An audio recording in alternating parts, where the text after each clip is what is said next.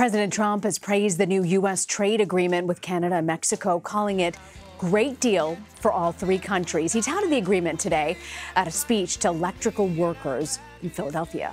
For more on this, we're joined by Washington Post economics correspondent Heather Long. So, Heather, tell me a little bit about what's new in this deal with Mexico and Canada that wasn't in NAFTA. There are three key things that are new this time. The first is it's a modernized agreement for the digital economy. Things like cell phones and Facebook weren't very prevalent in 1993 when this was first negotiated, and now those are worked into the new deal. The second thing is there are much stronger labor and environmental protections in this version of the deal than what we saw in the original deal in 1994. That's why you hear some Democrats, including Chuck Schumer, the Senate Minority Leader, cautiously praising this new agreement. The last thing that's new, and this is the big one, is new rules of origin for cars. And that's a fancy way of saying that at least 75% of an automobile now has to be made in the NAFTA region. Before, it was just 62.5%. So, Heather, when you step back for a second, who really were the main winners and losers from this new agreement? The big winner is President Trump. Lots of doubters said he couldn't do this. He obviously did do it. He also convinced everybody to use a new name for it. He hated NAFTA, and now it's called USMCA. Doesn't exactly roll off the tongue, but it's a new name. The second one is Canadian Prime Minister Justin Trudeau.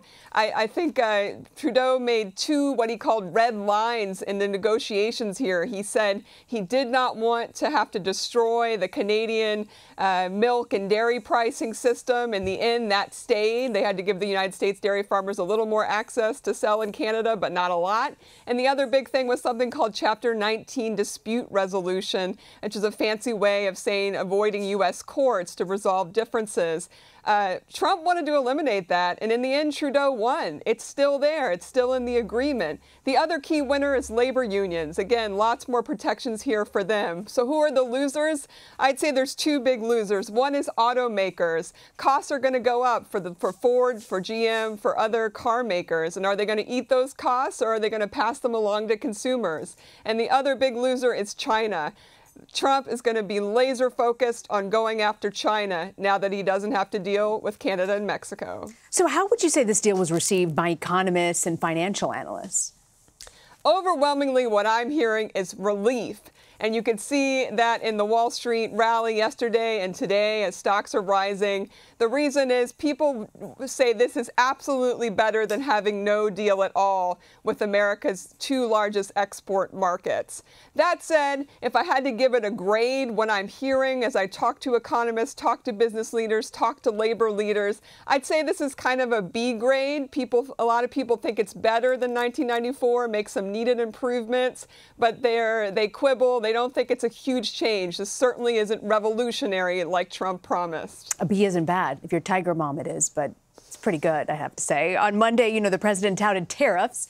It's one of the main reasons why this deal really got done. I want to play a bite for you from him. By the way, without tariffs, we wouldn't be talking about a deal. Just for those babies out there that keep talking about tariffs. That includes Congress. Oh, please don't charge tariffs. Without tariffs, we wouldn't be standing here. I can tell you Bob and all of these folks would not be standing here right now. Would you say this was a fair assessment by the president? How important were the tariffs really in getting this deal done? Well, he certainly thinks this was the key. I would be a little bit more skeptical on that, and here's why. Keep in mind that this new NAFTA negotiation began in August 2017, before there were any tariffs in place on Canada or Mexico. The second thing is, if anything, these tariffs might have prolonged this process, made it harder to come to a deal. Canada, in particular, was really upset when Trump hit them with those steel tariffs. They called it insulting to being a longtime ally of the United States. And in the end, the tariffs were not lifted. Trudeau was really pushing over the weekend to say, look, we've signed this deal with you now. You need to turn around and lift these tariffs. The tariffs are still in place, so it's a little unclear if they really were a carrot and stick for NAFTA. I think it's a different story with China.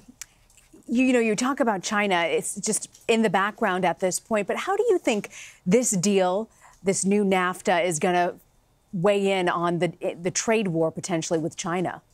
I think it's a real problem for China. There is no doubt that Trump is emboldened by what happened over the weekend. Lots of high fives in the White House over this. They think they've got a template here for how to move forward. I think the key takeaway for the Chinese is that what really sealed the deal here with this new NAFTA is to find a way to help American blue-collar workers more. And so far, everything that China has offered the United States in the trade discussions hasn't done that. China's offered to buy more farm and ag products. They've offered to buy more energy, but they really haven't put anything on the table that changes the deal for United States manufacturing workers. And a deal coming just weeks before midterms. Heather Long, we want to thank you very much for joining us from the Washington Post newsroom.